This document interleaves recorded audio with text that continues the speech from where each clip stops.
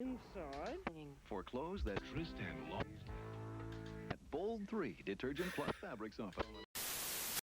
DNA, RNA, and protein synthesis.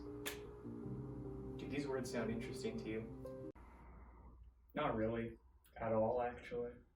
If you answered no, well then you're probably a big dumb guy who doesn't know what any of those words even mean. Why are you being so rude? And also, how are you hearing me? Listen man, sounding nice is the last thing I'm worried about right now, okay? We printed 50,000 copies of this program on biological information flow, and my boss told me if I don't sell any, I'm gonna lose my job. So, kind of in a pinch here. That kind of sounds like a you problem, man. Why would you make so many copies? It doesn't seem like there would be much of a market for that. Wow. You know what? You sound just like my mom, yeah? You gonna tell me that I need to move out next and to stop leaving my toenail clippings around the house? Listen, I'll watch your program if you stop talking, okay? My guy. All right.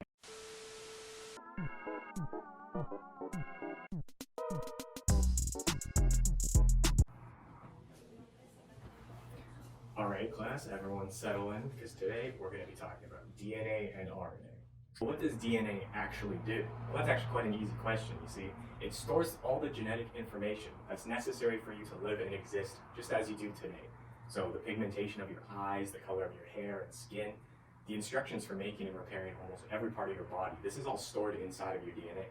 But all of this information would be just useless if it was just stored and it couldn't be put to use, right? That's where RNA comes in. RNA are specialized molecules that are responsible for reading this information and then also putting it to use. In biology, we call this whole process the central dogma. Now all that sounds fine and dandy, right? What exactly are DNA and RNA? Well, that's also an easy question. They're what we call nucleic acid polymers. Oh, look at you with your big words. I bet you feel pretty smart, huh? Well, it's actually not that complicated. A polymer is just a chemical or substance that's made of smaller repeating subunits. Kind of like a Lego tower. A Lego tower is just made of smaller repeating units of smaller Lego bricks. If we imagine this tower of Legos to be a polymer, then the repeating subunits would be the individual Lego bricks. And in a polymer, we call the repeating subunits monomers. So in the example of a Lego tower, the monomers would be Lego bricks. Okay, you win this one, mysterious big word man. Dude, that's the professor. How do you not know that? Second Amendment, my guy, I don't have to tell you anything. You mean the Fifth Amendment? The Second Amendment is the right to bear arms, and also we're Canadian, so... Exactly. In the case of nucleic acid polymers, the monomers are nucleotides. Now these consist of a 5-carbon sugar, a phosphate group, and a nitrogenous base. And all nucleotides have the same general structure. However, different nitrogenous bases are attached to different nucleotides to give them distinct chemical properties from another. In the case of DNA, the different nitrogenous bases that can be attached to a nucleotide are adenine, thymine, guanine, and cytosine. We refer to these simply as A, T, G, and C, respectively. In the case of RNA, however, the available bases to be added to nucleotides are adenine, uracil, guanine, and cytosine. We use the same abbreviations, the first letter of the word, A, U, G, and C. Notice that RNA uses uracil instead of thymine. This will be important later. Let's take a closer look at the general structure of a nucleotide. As we can see, this nucleotide has a 5-carbon sugar, and we can actually count the carbons on this in a clockwise direction starting from the oxygen at the top. So we call them the 1' carbon, the 2' carbon, the 3' carbon, all the way up to the 5' carbon. As you can see, the nitrogenous base is attached to the 1' carbon, and the phosphate group is attached to the 5' carbon. A key difference between the RNA nucleotides and DNA nucleotides is that RNA nucleotides have a hydroxyl group attached to the 3' carbon and the 2' carbon, whereas DNA only has a hydroxyl group on the 3' carbon. It does have a lone hydrogen on the 2' carbon though. Because of this difference, we actually refer to the nucleotide monomers that make up RNA as ribonucleotides, and the nucleotide monomers that make up DNA as deoxyribonucleotides. Deoxy roughly translating to without oxygen. Yeah, I got a question, smart guy. Legos can join together because of the shape of the bricks. How do nucleotides join together to make a polymer? That's actually a great question, Jimmy. The mechanism of joining nucleotides is pretty much the same in RNA and DNA. The oxygen in the 3' hydroxyl group will form a bond with the 5' phosphate group of another nucleotide. And when lots of nucleotides join in this way, if we get a strand, we actually end up with two distinct regions. We end up with the sugar phosphate backbone on one side and the bases sticking out on the other side. Now, RNA usually only consists of one strand of nucleotides, but DNA consists of two that twist up around each other, giving it its characteristic shape, the double helix. So the sugar phosphate backbone runs on the outside of the double helix, and the bases pair up on the inside of the double helix. More specifically, adenine pairs up with thymine, and guanine pairs up with cytosine because of the pair's compatible geometries. The compatible geometries between adenine and thymine, as well as guanine and cytosine, is extremely crucial for the double helix to form properly. So if we get pairs, say adenine and guanine and cytosine and thymine, we can actually end up with a misshapen helix due to kinking and bulging, and nobody likes that. It's important to note that nucleotides can only be added to the free 3' hydroxyl group, and because of this, there will always be a distinct 5' end of a nucleic acid polymer and a 3' end. This gives nucleic acids one of their most important characteristics, their directionality, which just means that two ends of the strand are observably different from each other. And this is going to be really important when we're going to be talking about reading this information and also translating this information. The directionality of DNA is also important to the structure of the double helix, because two strands in a double helix are always said to be running anti-parallel to each other. This means that if one is running from 5' to 3', the other strand in the helix has to be running 3' to 5'. Even though RNA is single-stranded, directionality is still going to be really important to it later on. I mean, all that sounds cool and stuff, but how is information actually stored in these long strings of nucleotides like DNA? That's another great question. The information is actually stored in the sequence and order of the bases, kind of like another language. Remember how DNA has 4 bases it can choose from: adenine, thymine, guanine, and cytosine? Well, we can think of these different bases as the letters of a different language, and then the order and sequence which they appear in the strand of DNA as the words of the language. For example, consider the letters S, R, T, and A. Alone, these letters don't really convey any information to you. However, if we put them in a specific order and sequence, they'll convey something to you when you read it. For example, we can put these letters in the order R, A, T, and S. And then when you read this, the information conveyed to you is rats. You think of a rat. If we put these letters in a different order, we can spell art or star. The order and sequence of letters will determine what information is being conveyed by the word. The same can actually be said about the order and sequence of nucleotide bases in a DNA strand. For example, maybe this specific order and sequence is responsible for making a specific antibody that'll help fight a specific kind of virus. And then if we rearrange these, we can actually get a completely different set of instructions containing the information here. Maybe this arrangement gives you blue eyes. It's responsible for the pigment in your eyes that makes your eyes blue. And maybe this one will give you brown eyes. And maybe this one will let you shoot laser beams from your eyes. That last one's not a real thing, right?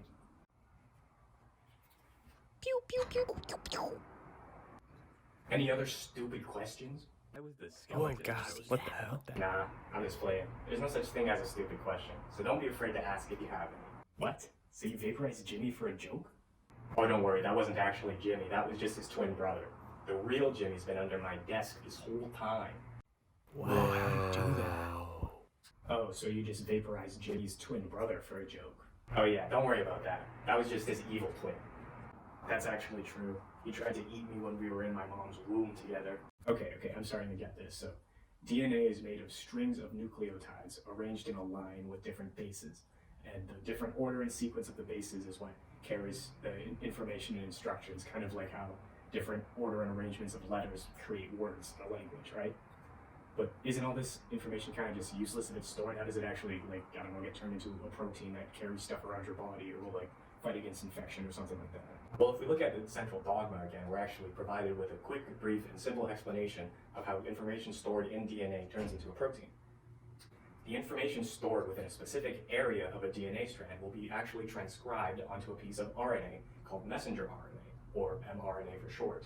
And then this piece of mRNA will leave the nucleus where the DNA is stored and head to the cytoplasm to find a ribosome and translate this information into a protein. The process of the information being transcribed onto a piece of mRNA is called transcription, and the process of this information being translated into a protein is called translation.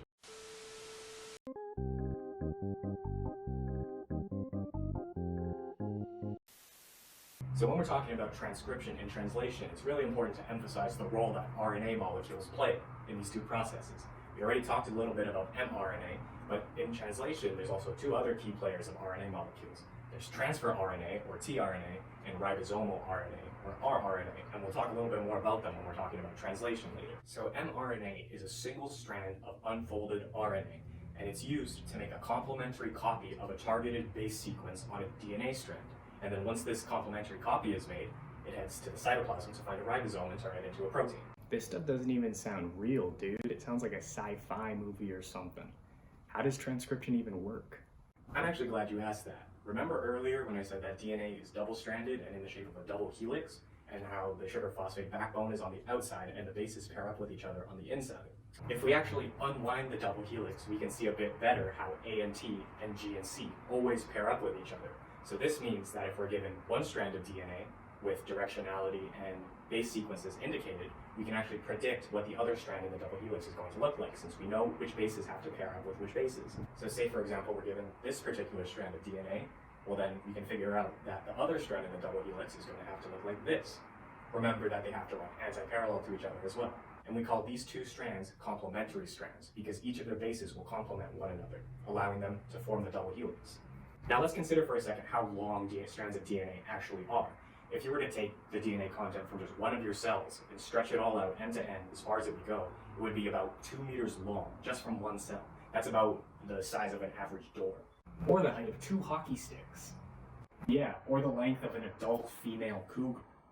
Yeah, or like the height of 2 7-year-olds in a trench coat because they're trying to sneak into a university class.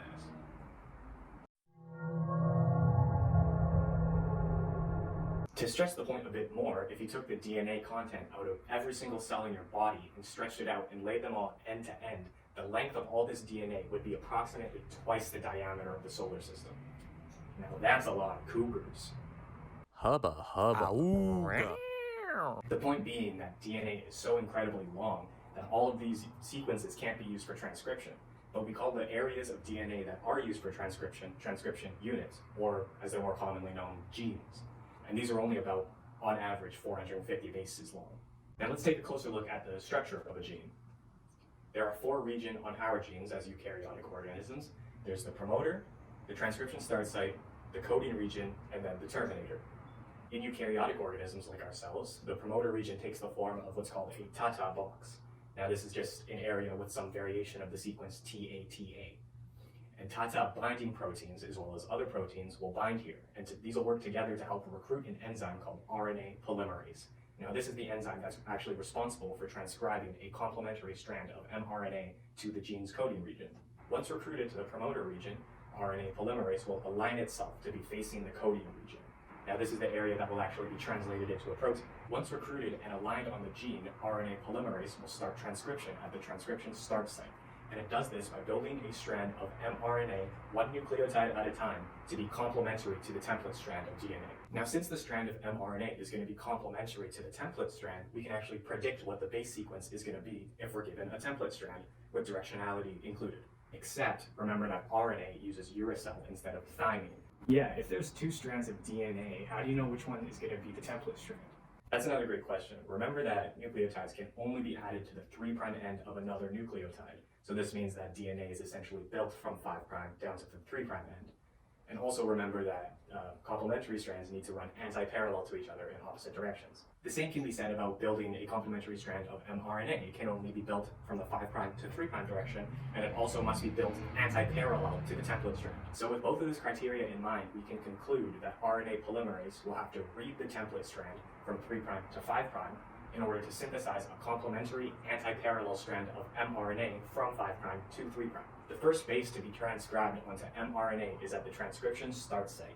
And from here, RNA polymerase will continue to the 5' end of the template strand, transcribing the coding region with complementary ribonucleotide bases. Transcription will continue like this until eventually RNA polymerase hits the terminator region. Here, this sequence will signal to RNA polymerase that transcription is over, and at that point, it will detach from the gene. So transcription's done now, right? And translation can start? Don't get ahead of yourself, bucko. Since mRNA is single-stranded and unfolded, this means that it's pretty unstable. The piece of mRNA immediately following transcription will also have non-coding regions spaced out throughout it. We call these regions introns. The piece of mRNA that exists like this immediately following transcription is called the primary transcript. And it's going to have to go through splicing and a couple other modification processes in order to increase its stability and prevent it from degrading as soon as it leaves the nucleus. During splicing, proteins called spliceosomes will come and cut out all the introns, leaving only the exons, or the regions that actually code for proteins. The primary transcript is also going to have a 5' cap added, as well as a poly A tail. The 5' cap is just a modified guanine base that's added to the 5' end of the primary transcript. This is actually what the ribosome uses to hold onto the mRNA for translation. And the poly A tail is just a string of adenine bases added to the 3' end of the primary transcript. Now both of these are going to help with the stability of mRNA and prevent it from rapidly degrading as soon as it leaves the nucleus. Once all three of these processing events occur, we can say that the primary transcript is now a mature piece of mRNA, and it's ready to leave the nucleus and head to the cytoplasm to find a ribosome for translation.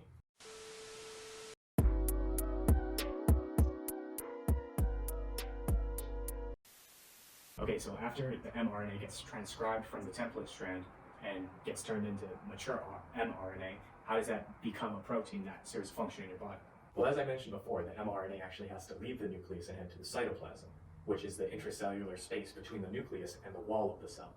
Here it has to find a ribosome, and ribosomes are the structures where translation will actually occur. Ribosomes are made of a small subunit and a large subunit that somewhat resemble the bottom and top bun of a burger.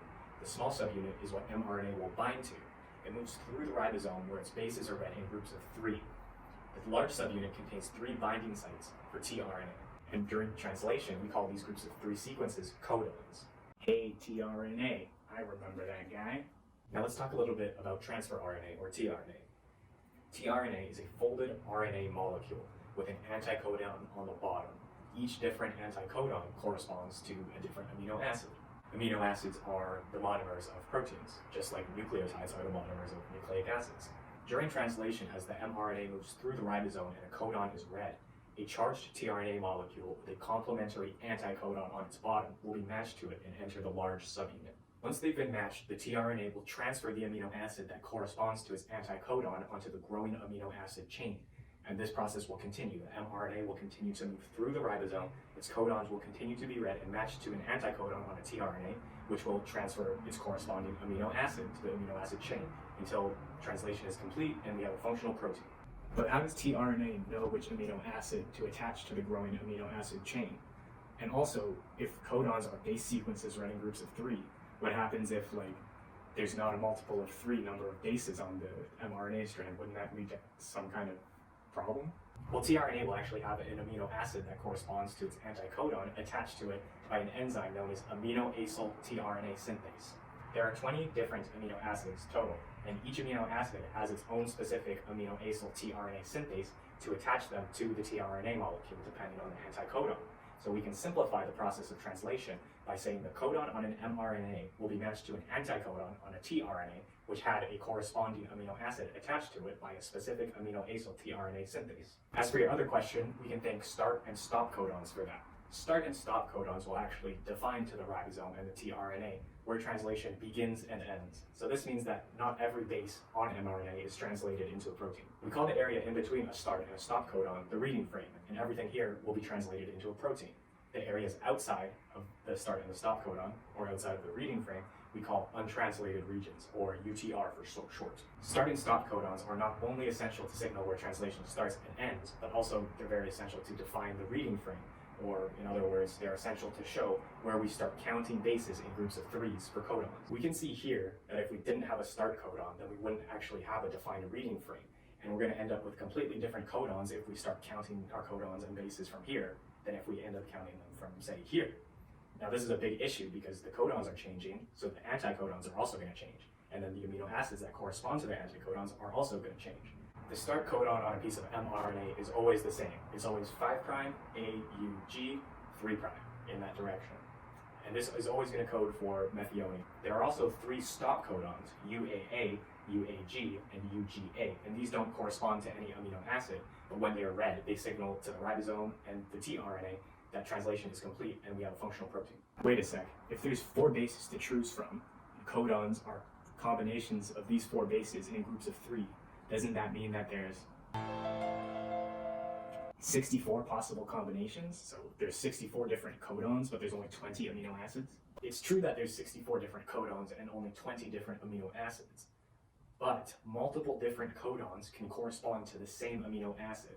This is why we consider the genetic code to be redundant. In a similar vein, we also consider the genetic code to be non-overlapping. One codon can only code for one amino acid, but one amino acid can be coded for by multiple different codons. You're starting to lose me a little bit, boss. I know this all sounds a little bit heady, but if we look at this codon table here, we can see that serine is coded for by 6 different codons, but each of these individual codons only codes for serine.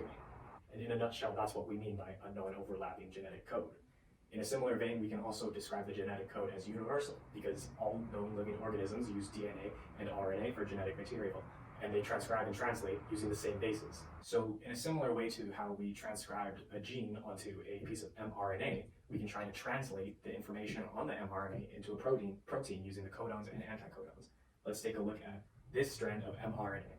So the first thing we're going to want to do to translate this into a protein is find the start codon to define the reading frame. And from there, we're going to write down the bases in groups of 3s so we can easily read what they are as codons. If we read through the sequence briefly, we can see that the start codon is here. So let's write down the rest of the sequences in groups of 3s until we hit a stop codon. So now we've hit a UAA codon, which is one of the 3 stop codons. So now we can match each of these codons to its respective amino acid using the table from earlier. We know that the start codon is going to code for the amino acid methionine, so we can write that down first. And then the next one is CCG, which we can see on the table is proline. And then the next one is UAC, which we can see is tyrosine. And then GAC, which is aspartic acid. And then UAA tells us to stop. Our final protein is going to be made of the amino acids methionine, proline, tyrosine, and aspartic acid. And then the stop codon tells us that that's the end of the protein. And congratulations, you now know how to transcribe a piece of DNA into RNA and then translate it into a protein. Hey, Prof, how about you give us a strand of DNA and then we try to transcribe it and translate it into a protein, you know, for old time's sake.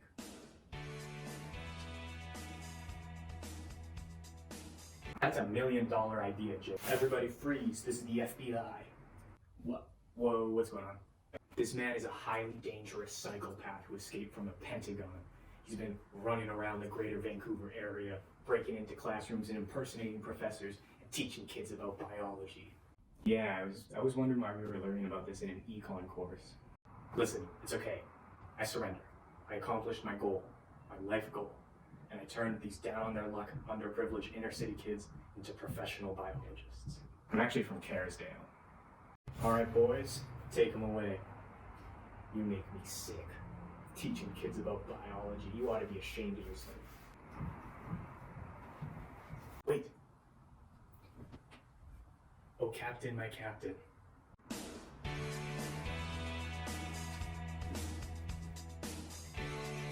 Oh, Captain, my Captain.